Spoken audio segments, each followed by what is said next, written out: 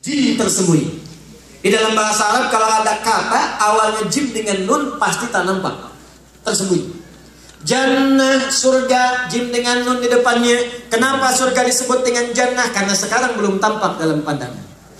Janin, dalam perut setiap perempuan ada janin. Kenapa disebut dengan janin? Karena tidak tampak dari luar oleh orang yang melihatnya.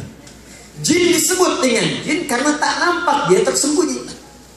Ins disebut dengan ins karena tampak, terlihat dan beraktivitas di setiap tempat. Di jin disebut jin karena tersembunyi. Kalau ada jin melakukan penampakan, itu jin sedang punya masalah. Apalagi manusia yang cari-cari penampakan jin. Wah, hati-hati. Sebaliknya, manusia disebut ins karena tampak.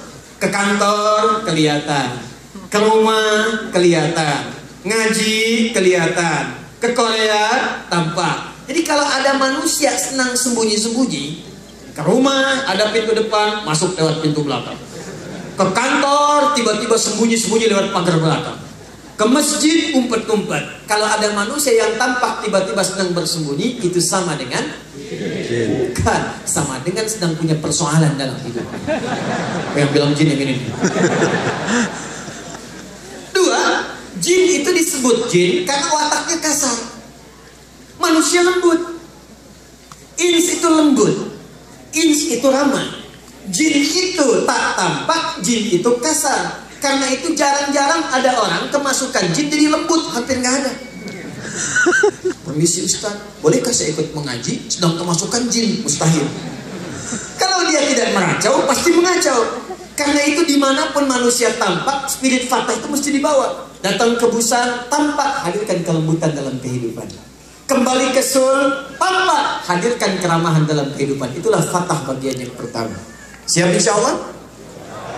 Dua, saya akan cepat. Nanti kita perdalam lewat tanya jawab insya Allah. Teman-teman sekalian, kalau ingin merajut negeri, membawa semangat keberkahan dalam kehidupan, maka bagian kedua yang dipraktekkan langsung oleh Nabi ketika tiba di Madinah. Bahkan awalnya Yathrib.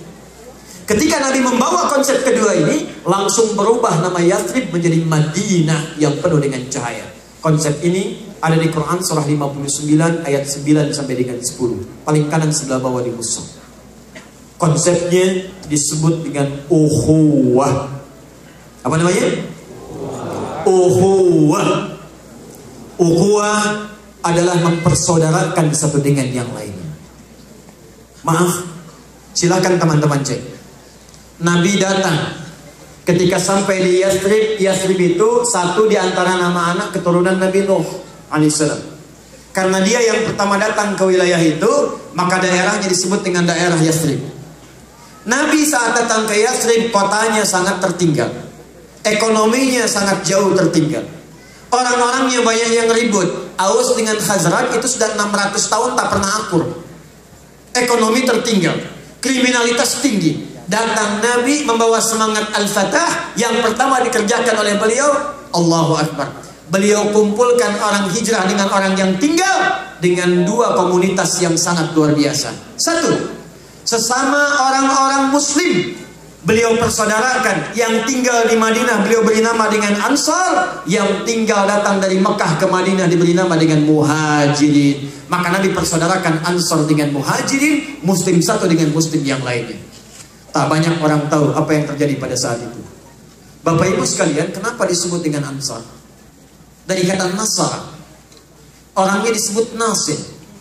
Sifatnya disebut dengan Ansar. Ansar itu artinya memberikan sesuatu, menolong sesuatu. Kalau pada makhluk, pada titik yang bahkan dirinya pun butuh, masih diberikan kepada orang. Itu yang disebut Quran surah 59 ayat 9 sampai 10. Wa yu'thiruna ala anfusihim walau kana bihim khasasa. Bahkan dia pun butuh, masih diberikan pada saudaranya yang dilihat lebih butuh. Datang orang Muhajirin tiba-tiba ke Yathrib, yang lapar disambut oleh orang yang punya makanan. Ini yang nyambut pun sebetulnya belum makan, tapi makanannya bisa diberikan kepada Muhajirin. Yang haus disambut oleh orang yang punya minuman. Yang dahsyat, Abdurrahman bin Auf itu jatuh fakir di Mekah, orang paling kaya di kota Mekah, hartanya dirampas oleh orang-orang Quraisy karena dia bertekad untuk masuk Islam. Kata orang Quraisy, kamu mau kemana? Hijrah. Kata orang Quraisy, silahkan hijrah, tapi harta semua kami rampas. Kata Abdurrahman bin Auf, tak apa-apa, saya berangkat saja. Kata orang Quraisy, silahkan kamu berangkat, hanya boleh bawa pakaian saja yang melekat di badan. Allahu Akbar. Beliau kemudian memilih untuk hijrah, berangkat ke Madinah. Tapi yang repot keluarganya, Pak, Bu. Istrinya kemudian diberikan dua pilihan oleh orang Quraisy. Kamu ikut suami, tapi harta semua kami rampas. Tapi kalau kamu tinggal di sini dan ikut kepercayaan kami yang dulu, maka kami kembalikan semua hartanya dan kami bebaskan memilih laki-laki tertampan di kalangan Quraisy. Silahkan nikahi, kami yang fasilitasi. Tahan ya. Saya tanya para akhwat dulu, ibu yang ada sekarang. Kalau Anda dalam posisi istrinya Abdurrahman bin Auf, orang yang sangat kaya, jatuh fakir, dipilih. Silahkan hijrah ke Madinah, berangkat dengan suami, pakai pakaian saja. 400 km belum tentu nyampe ke sana. Mungkin kena badai, bisa meninggal di jalan. Atau yang kedua, ibu tinggal di Mekah, ambil semua harta suami, difasilitasi, pilih pemuda paling tampan di Mekah, difasilitasi pernikahannya. Maaf Bu ya, sementara yang laki-laki ini. Kalau Anda dalam situasi istrinya Abdurrahman bin Auf, pilih mana? Ikut hijrah dengan suami atau tinggal di Mekah? Jangan dengarkan bisikan yang tidak jelas. Alladzi yuwaswisu fi sudurin nas. Satu atau dua Bu? Oh, Masya Allah, satu. Satunya bukan lihat ke sini, lihat ke suaminya. Satu. Baik. Ternyata pada saat itu istrinya memilih tinggal di Mekah, tinggalkan suami. Yang dahsyat, suami hijrah kemudian ke Madinah, disambut oleh orang paling kaya di kota Madinah. Ini dahsyatnya Ansar. Nanti sebagai ini yang kita tuangkan pada kesempatan kita kali ini. Disambut oleh orang paling kaya, dan orang paling kaya ini ngerti. Orang yang pernah kaya jatuh fakir, itu pasti gaya hidupnya akan menyesuaikan dan tak mudah. Anda biasa naik Ferrari, tiba-tiba Ferrari nggak ada, harus naik angkot. Kan gaya Ferrari dengan angkot beda. Keluar Ferrari begini, keluar angkot nunduk, sedekah dulu kan, lain. Makanya di rumus fisika ada perbandingan namanya begini, F1 sama dengan F2. Gaya gerak sama dengan gaya dorong. Ya, bunyi pukul sedikit keluar bunyi sedikit, pukul kencang keluar bunyi kencang. F1 sama dengan F2. Kekayaan banyak, F2 effort yang keluar begitu tinggi. Kayak sedikit, gayanya rendah. Tapi persamaan di hukum Pascalnya, hukum tekanannya, F berbanding lurus dengan P. Gaya berbanding lurus dengan tekanan. Semakin banyak gaya, semakin tertekan hidupnya. Kalau orang kaya, gayanya banyak, tekanannya tinggi. Begitu kekayaan nggak ada, gaya masih bertahan. Kan orang sekarang handsome nggak penting, yang penting handphone. Begitu handphone nggak ada, stres dia. Banyak orang pilih yang penting pulsa ada, makanan nggak ada masalah. Begitu hilang kemudian kekayaan ini, jatuhlah gaya bertahan, tekanan tinggi. Maka dikiranya Abdurrahman bin Auf mengalami tekanan itu. Dia tawarkan, perhatikan tawarannya. Akhil karim, sami'tu annaka kunta ghaniyan. Saudaraku, saya dengar Anda itu pernah kaya, sekarang jatuh fakir.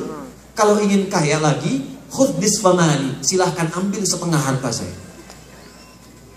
Saya dengar Anda ditinggalkan istri dan keluarga. Kalau ingin nikah lagi, pilih perempuan paling cantik di Madinah, termasuk golongan keluarga saya. Anda nikahi, saya fasilitasi pernikahan. Gantian Bu ya, sebentar, gantian. Kalau antum nih yang ikhwan nih, jadi Abdurrahman bin Auf pada saat itu pengen kaya, datang ke Busan, disambut oleh orang Busan. Kalau ingin kaya, silahkan ambil setengah kekayaan saya. Pengen nikah lagi, pilih perempuan paling cantik di sini, saya fasilitasi pernikahannya. Saya tanya ya, ini antara kita aja nih. Anggap pasangan gak ikut. Anda terima tawaran itu atau tidak ditolak sama sekali? Karena percuma saya nawarin Anda nolak, pasti tidak. Tidak nolak. Tapi apa yang terjadi? Spirit Nabi itu dibawa, spirit Islam diterapkan. Apa di antara spirit yang dahsyat ini? Oleh Nabi diajarkan sholat sebelum hijrah ke Madinah. Itu sholat, nanti lain waktu lah, kalau waktunya masih panjang, nanti kita belajar. Ternyata semua gerakan sholat dan bacaan sholat itu ada maknanya. cuma takbir sampai salam saja, bukan begitu caranya. Ada diatur Pak, kenapa berdirinya begini tegak, kenapa kakinya lebarnya selebar bahu, kenapa tangannya diangkat begini, ada yang selebar bahu, ada yang sedaun telinga, kenapa ruku harus lurus sampai dengan ke belakang, itu ada maknanya. Di antara makna berdiri seperti ini, kalau Anda masih bisa menegakkan diri dengan sempurna, maka jangan gantungkan kehidupan Anda pada orang lain. Silakan bekerja, praktekkan.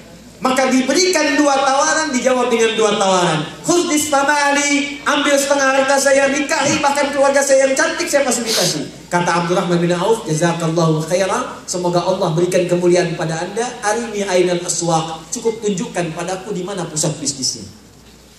Maka ilmu manajemennya dipakai pada saat itu. Hasilnya apa? 3 bulan berada di Madinah, berteman dengan orang Madinah yang pakar di bidang perdagangan, berteman dengan sesama pengusaha, dipraktekkan usahanya, 3 bulan jadi orang paling kaya nomor 3 di Madinah. 1 tahun dengan dahsyat usahanya, dibimbing dengan semangat yang baik tadi, maaf, setahun jadi orang paling kaya nomor 1 di Madinah. Yang pada saat itu kapaknya saja terbuat dari emas. Abdurrahman bin Auf, kapaknya terbuat dari emas. Orang paling kaya sekarang belum tentu punya kapak. Coba WA tuh, Bill Gates punya minyak kayu putih cap kapak gak? Tentu ada. Tapi saya mau katakan begini, maaf ya, begitu hijrah, berangkat, datang ke tempat baru, Nabi apa yang dikerjakan? Dipersaudarakan oleh beliau. Salman Al-Farisi kesini, kenapa ya Rasulullah? Kamu saya persaudarakan dengan Abu Darda, bersaudara. Fulan kesini, ya Rasulullah, saya persaudarakan kau dengan si Fulan. Dan Nabi tidak pernah mempersaudarakan kecuali saling melengkapi satu dengan yang lainnya.